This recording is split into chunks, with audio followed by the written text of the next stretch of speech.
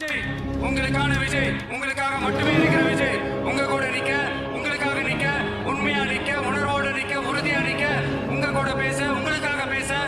உண்மையா பேச, உணர்வோட பேச, உறுதியா பேச, உங்களுக்காக சேவை செய்ய உங்க விஜய் நான் வரேன்.